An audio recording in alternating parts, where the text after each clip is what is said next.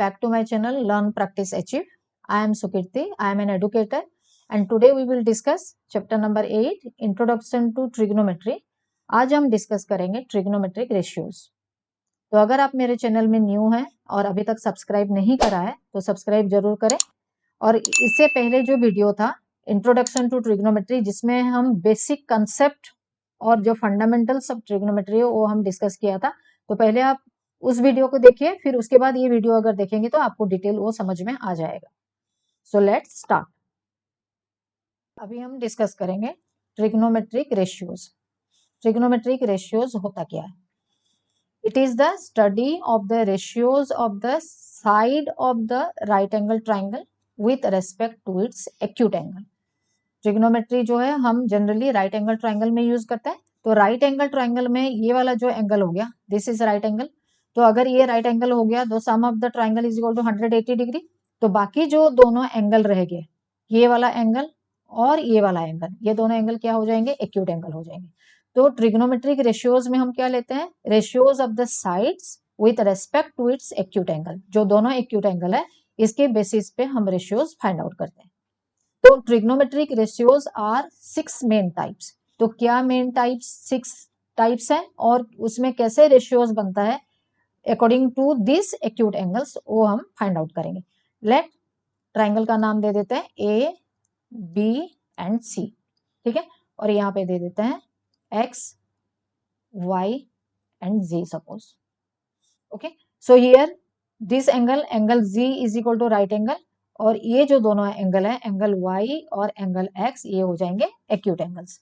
तो सबसे पहला वाला जो ट्रिग्नोमेट्रिक रेशियोज है उसको फाइंड आउट करने से पहले हम फाइंड आउट करते हैं what is AC, what is AB and what is BC।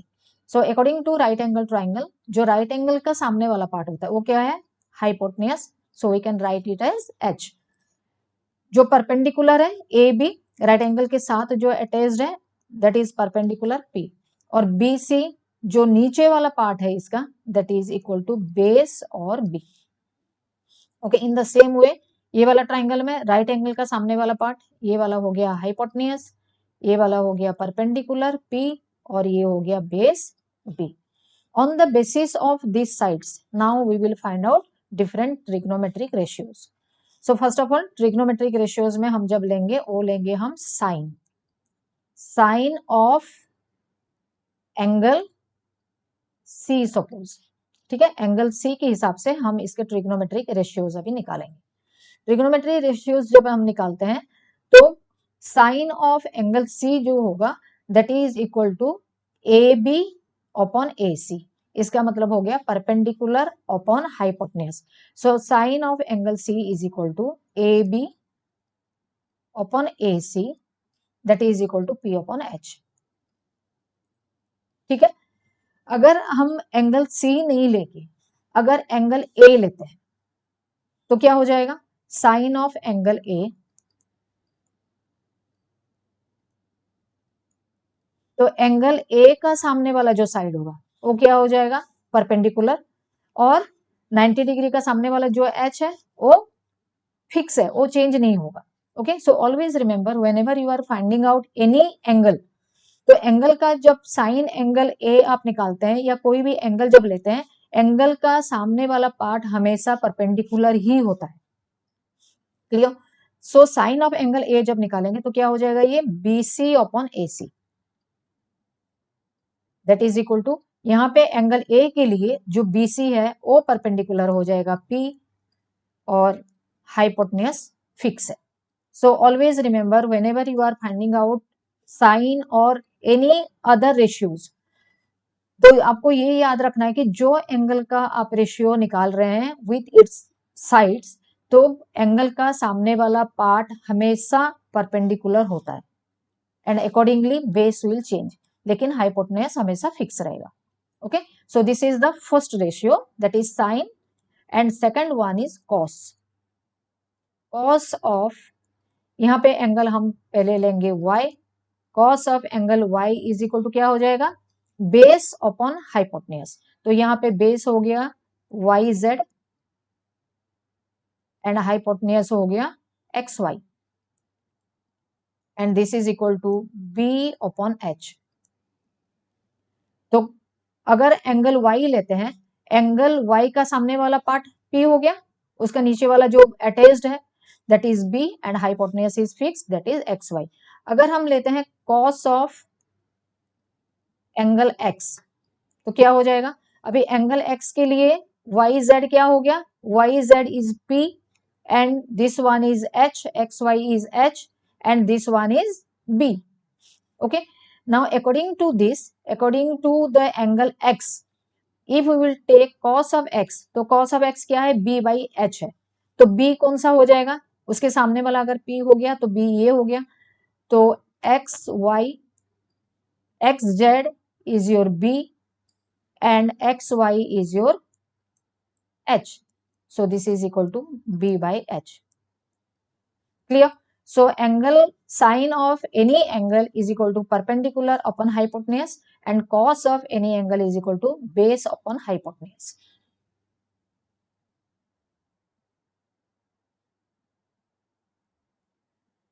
उसके बाद हम निकालेंगे, this is suppose A, B and C, again this is X, Y and Z. Okay, again this is hypotenuse, this is perpendicular, this is base, this is hypotenuse, this is perpendicular, this is base. Okay, now we will find out tan, another ratio that is tan of angle C. Tan of angle C is equal to perpendicular upon base. तो यहाँ पे perpendicular क्या है, AB और base हो गया BC, तो AB is P, base is B. तो tan का अगर हम निकालते हैं, tan of any angle that is equal to perpendicular upon base. अगर हम लेते हैं एंगल C का, अगर एंगल A लेते हैं, एंगल A भी अनदर एक्यूट एंगल है, तो हम यहाँ पे लेंगे tan ऑफ एंगल A, तो एंगल A का सामने वाला पार्ट क्या हो गया, परपेंडिकुलर, और उसका जो एडजेसेंट पार्ट हो गया वो हो गया बेस, तो ये हो गया perpendicular, so here it is BC upon AB that is equal to P upon B. अगर एंगल चेंज हो जाता है, ऑलवेज रिमेंबर एंगल का सामने वाला पार्ट हो जाएगा परपेंडिकुलर, एंगल का एडजेसेंट वाला पार्ट हो जाएगा base. Okay, in the same way if we will find out cosec, okay, cosec of angle y, तो कोसेक क्या है, cosec of angle y is equal to h by p. h यहाँ पे क्या है, एक्स वाई, और p है x Z, that is equal to h upon p. Okay, if we will take angle y, अगर इसके जगह पे एंगल y के जगह पे अगर हम लेते हैं एंगल x, तो क्या हो जाएगा, cosec of angle x is equal to, again h will remain same, X Y change नहीं होगा क्योंकि हाइपोटेन्यूज हमेशा फिक्स रहता है, और p कौन सा हो जाएगा, x का सामने वाला पार्ट हो गया p, तो यहाँ पे p हो जाएगा yz, so this is equal to h upon p. So remember cosec is equal to hypotenuse upon perpendicular and tan is equal to perpendicular upon base. Okay, तो कोई भी एंगल हम लेंगे तो एंगल के बेसिस पे परपेंडिकुलर अपॉन बेस हमें find out करना है. Again if it is A, B, C, X, Y and Z, this is 90 degree and here it is 90 degree, this is perpendicular, this is hypotenuse and this is base. ठीक है, यहाँ पे भी hypotenuse, ये हो गया perpendicular, ये हो गया base. If we will take the next ratio is sec of angle C suppose.